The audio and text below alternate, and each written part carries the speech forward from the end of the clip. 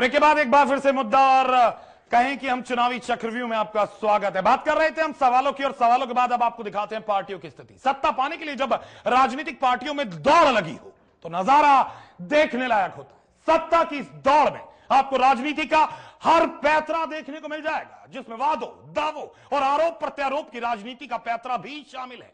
लेकिन क्या इन वादों और दावों की राजनीति से सत्ता हासिल की जा सकती है? क्या जनता को इस बार नेताओं के लिए हिसाब देना आसान होगा?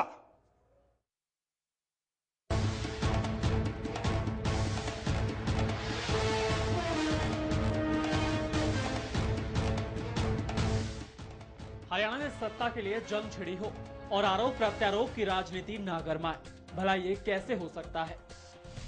सभी राजनीतिक दलों में सत्ता के शिखर तक पहुंचने के लिए होड़ लग चुकी है और इसके साथ ही होड़ लग गई है जीत का दावा करने की। कोई आगामी विधानसभा चुनाव में 90 सीटों में से 63 सीटें जीतने का दावा कर रहा है, तो कोई प्रदेश की 65 विधानसभा सीटों पर अपना हक जता रहा है। लेकिन वही कुछ दल ऐसे भी हैं जो भले ही आंकड़ों को बयान ना कर रहे हो, लेकिन उनके भी वादों और इरादों में कोई कमी नहीं। देश में देश हरियाणा में चुनावी घमासान के लिए बिगुल बज चुका है और इसके मद्देनजर सभी सियासी दलों की सेनाएं भी सज चुकी हैं। बस देरी है कर्म क्षेत्र के मैदान में उतरने की। उस कर्म क्षेत्र के मैदान में जहां जनता एक बार फिर नेताओं से उनके कर्मों का हिसाब किताब मांगने को बेकरार बैठी है कि आखिर जिन नेताओं को उन्होंने कई उम्मीदों और आकांक्षाओं के साथ बेशकीमती और बहुमूल्य वोट दिया था, वो उन पर कितने खरे उतरे हैं। लेकिन सिर्फ जनता सत्ताधारियों से ही नहीं, विपक्षियों से भी हिसाब मांगने को तैयार बैठी है। कहते हैं विपक्ष में बैठने वाले सियासी दलों की जिम्मेदारी और भी बढ़ जाती है, जिसे सरकार की अच्छे और गलत सभी नीतियों पर विचार विमर्श कर जनता के सामने सही रूप में पेश करना होता है। ऐसे में सत्ताधारी हरियाणा कांग्रेस के साथ साथ विपक्षी पार्टी इनेलो और बीजेपी हजका को भी जनता की अदालत में हिसाब किताब देना होगा कि आखिर वे विपक्ष की भूमिका निभाने में कितने कामयाब साबित हुए। साफ है कि चुनावी समर है तो नेता वादों और घोषणाओं की बारिश करेंगे ही, लेकिन ऐसे में देखना यह होगा कि जनता किस दल की नीतियों में विश्वास दिखाती है और क्या इस बार जनता स्वार्थी नेताओं के भोले भाले चेहरे के पीछे छिपे असली काले और गिनौने चेहरे को पहचान उन्हें राजनीति से बाहर का रास्ता दिखाएगी। ये देखना बेहद अहम होगा, क्योंकि चुनाव दौरान सिर्फ नेताओं के राजनीतिक भविष्य का फैसला नहीं होता, बल्कि आपके और हमारे भविष्य की रूपरेखा भी इन चुनावों के दौरान तय होती है। Bureau report, MH1 news. प्रदेश में जब सियासी घमासान छिड़ा हो, बात सबसे पहले सत्ताधारी पार्टी की आती है कि आखिर सत्ता में दोबारा आने के लिए उसकी रणनीति क्या है और वो रणनीति क्या है, वो कारगर साबित होगी। विधानसभा चुनाव से ठीक पहले हरियाणा कांग्रेस के अंदर चल रही उठापटक तो जग जाहिर है, लेकिन बावजूद इसके हरियाणा कांग्रेस के नेता जीत का दावा दिल खोलकर ठोक रहे हैं। लेकिन क्या कांग्रेस के इस दावे में कुछ दम है?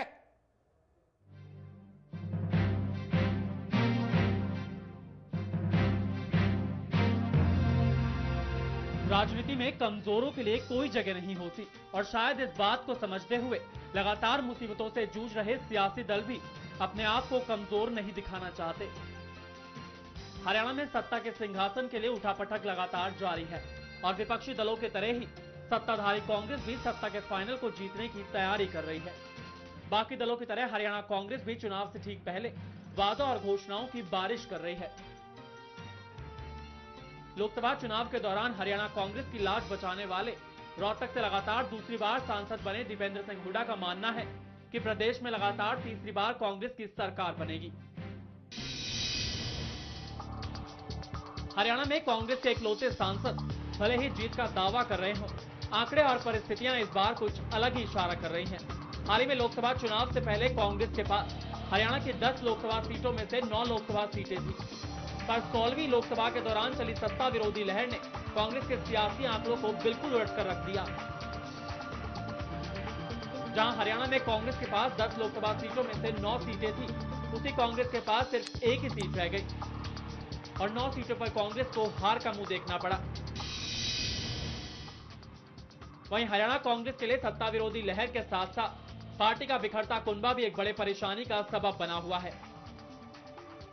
पार्टी की गुटबाजी कभी बगावत बनी और इस बगावत के सैलाब में हरियाणा कांग्रेस के कई नेता कब और कितनी तादाद में बह गए, इसका अंदाजा शायद खुद कांग्रेस को भी नहीं होगा।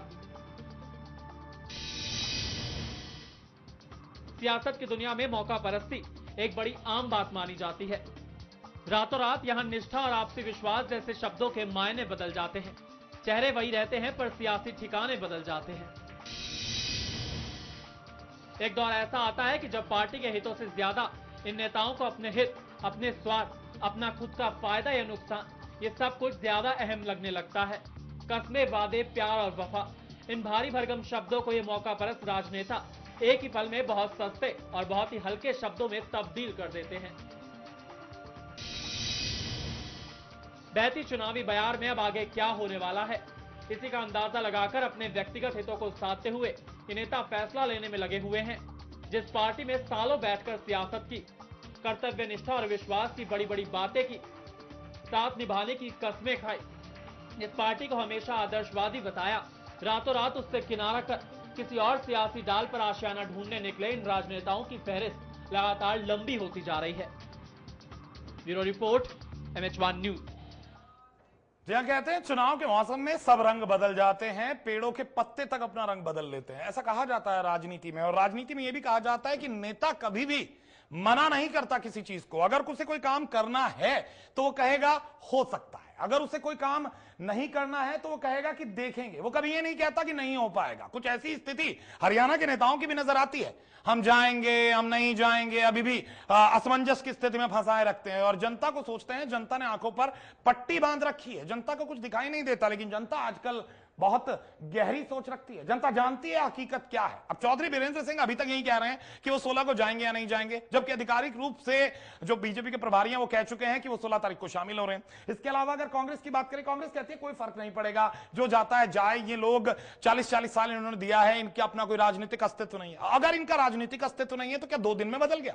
क्या 2 दिन पहले तक जब ये 40-40 साल कांग्रेस के अंदर राजनीति कर रहे थे तब इनका अस्तित्व नहीं था, तब इनका कोई रुतबा नहीं था? क्या तब इनसे पार्टी को फर्क नहीं पड़ रहा था? आज जो छोड़ के जाता है वो पार्टी के लिए बेकार है। और कांग्रेस तो एक लाइन और भी कहती है कि आओ तो वेलकम और जाओ तो भीड़ कम। लेकिन क्या सचमुच दिल से वही बात कह रही है? कहीं ना कहीं दिल में एक कसक नजर आती है कि जो अपने थे, अपना साथ निभा रहे थे, अपने साथ चलते थे, कभी उनके जब वो वादे जनता से करते थे उस पर तालियां बजाते थे या उन वादों में उनका भी हाथ होता था, और जनता को वादों की तश्तरी में जब दावे परोसे जाते थे उस निवाले को खिलाने के लिए ये नेता भी हर वक्त मंच पर साथ रहा करते थे। आज वही उसी मंच के सामने अपना मंच लगाकर अगर उसी पार्टी पर निशाना साध रहे हैं तो क्या जनता पचा पाएगी?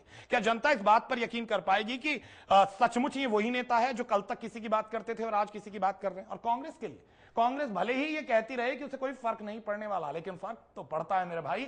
जनता ये जानती है अगर घर के अंदर 4 दरवाजे हैं और एक दरवाजा टूट जाए तो चोरों का खतरा बढ़ जाता है। आपके घर में सेंध लगने की जो कवायद है वो ज्यादा चालू हो जाती है, जल्दी से सेंध लग जाती है। और चुनावी मैदान में तो हर पार्टी एक दूसरे के अंदर सेंध लगाना चाहती है। हर पार्टी चाहती है किसी भी तरह किसी भी पार्टी को रोक लिया जाए। दिखाएंगे आपको अभी बीजेपी और इनेलो की भी हकीकत, लेकिन एक छोटे से ब्रेक के बाद।